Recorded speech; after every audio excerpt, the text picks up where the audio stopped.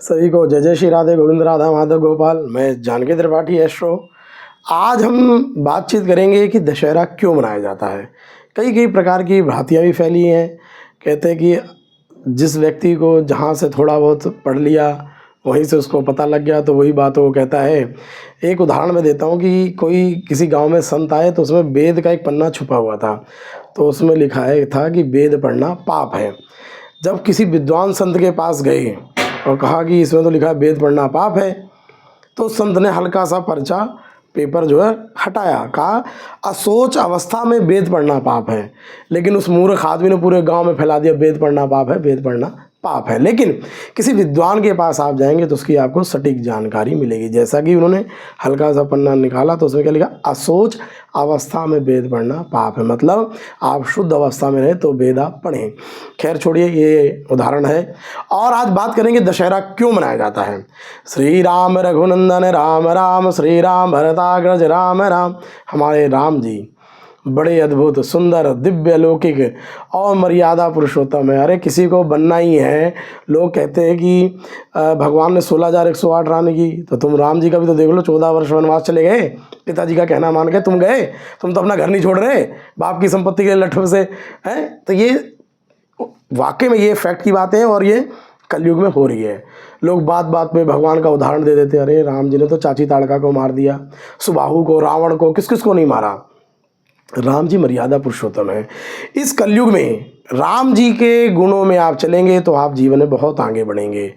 रामचरित मानस बड़ा पवित्र और कृष्ण चरित्र बड़ा विचित्र। इसलिए राम जी के आप जिन्होंने कार्य किया, जिन्होंने ज्ञान दिया हर चीज़ को, संत ऋषि मुनि कहते हैं प्रथम भक्ति संतन कर संगा, दूसर रतिम कथा प्रसंगा। इन सब चीज़ों को आप सुनिए। राम जी के कार्य जो उन्होंने किए वो कीजिए। पिता की आज्ञा मानी, प्रातः काल उठ के रघुनाथा गावै माता पिता गुरु माता, माता पिता का सम्मान कीजिए।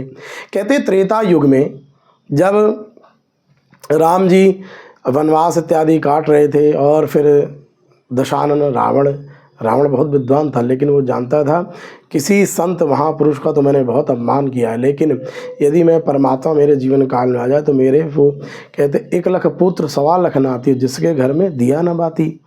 तो वो समझ गया था कि मेरे को नारायण ही आके मेरा उद्धार करेंगे। तो 10 जो अहंकार हमारे अंदर इस प्राणी के अंदर घुसे हैं वही दशहरा है।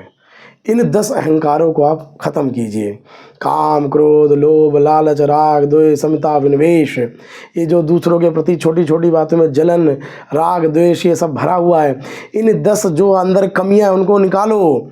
फिर आप देखिए आपके घर में राम का वास होगा, दशहरा आपके अंदर ही बनेगा, क्योंकि आपने अपनी 10 बुराइयों को ख़त्म कर दिया।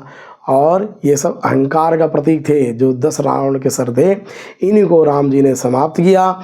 इसलिए रावण का पुतला दहन किया जाता है और राम जी हमारे अयोध्या में पुनः स्थापित हुए।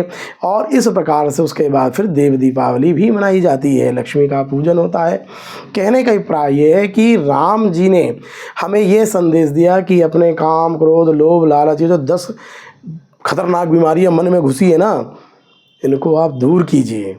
और दशहरा में मीठा पान भी खाया कीजिए, ये भी बड़ा शांति का और प्रेम का प्रतीक माना गया है। पूजा पाठ भी करना चाहिए, हमें शस्त्र पूजा भी करनी चाहिए। हमारे देवी देवताओं का, कुल के देवी देवताओं का निष्ठा विश्वास का पूजन करना चाहिए, उनका आशीर्वाद लेना चाहिए। और राम जी से प्रार्थना करनी चाहिए, क्या करनी चाहिए, लोकाभिरामं रणरंगधीरं राजीव नेत्रं रघुवंशनाथं कारुण्यरूपं करुणाकरंदं श्रीरामचंद्रं शरणं प्रपद्ये। राम जी आप हमें अपनी शरण में लीजिए। हम कामी, क्रोधी, लोभी, लालची इस बुद्धि को आप अपनी शरण में दीजिए और हमारे अंदर आपका नाम का पवित्रता, शुद्धता बने कि हम जीवन काल में उन्नति करें, भाग्य उन्नति हो हमारी, रोजी रोजगार, व्यापार क्षेत्र में राम जी हमारे ऊपर कृपा करें। दशहरा का अभिप्राय आप भी बड़े विधि विधान से दशहरा का ये पर्व मनाइए। ये एक बहुत हर्षोल्लास का पर्व है, त्यौहार है बहुत बड़ा ये। और ये जो आजकल चल रहा है कलयुग में, छोटी छोटी कन्याओं के ऊपर लोग ऐसी उल्टी सीधी दृष्टियाँ देते हैं, देख लेना। जीवन काल में ये काम क्रोध यदि आपका शांत हो गया तो आप में जैसे अपनी माँ को मानते हो तो दूसरी स्त्रियों को आप माँ के स्वरूप देखोगे, अपनी बहन को बहन मानते हो तो दूसरी स्त्रियों को भी आप बहन के रूप में देखोगे। क्यों? आपके अंदर काम क्रोध लोभ वासना सब खत्म हो जाएगी। जब राम जी आ जाएंगे तो सब कुछ समाप्त हो जाएगा। इसलिए दशहरा में रावण की तरह नहीं, राम की तरह बनिए और जीवन काल में आप अपने को जानिए। पूरे 4 युग में हमारे राम जी का नाम रहता है, इसलिए जीवन काल में राम का स्मरण कीजिए। और Janaki Tripathi astro YouTube channel मेरे को सब्सक्राइब कीजिए, लाइक कीजिए, शेयर कीजिए। ये जानकारी सभी को समझाइए जिससे मैं आपको नई नई जानकारी देता रहूँ। सभी को जय जय श्री राधे।